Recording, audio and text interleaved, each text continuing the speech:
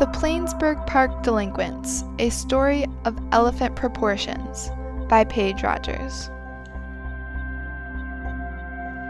30 years ago, South Africa's Kruger Park had too many elephants, and there was not enough natural habitat to support them all. The park rangers decided some of the elephants had to be moved to a different park, but they didn't have the equipment to move the adult elephants, only the younger ones.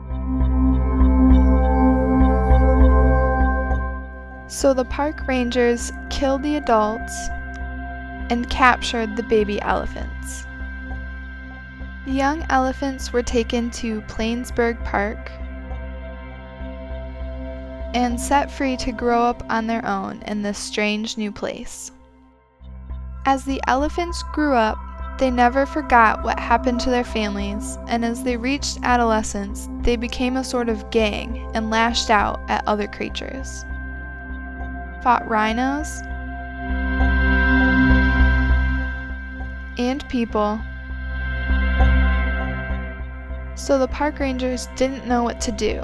Every time they killed one of the violent elephants, another took its place. They needed some outside-of-the-box thinking. The solution they were looking for came in the form of fully grown bull elephants, which they now had the equipment to transport.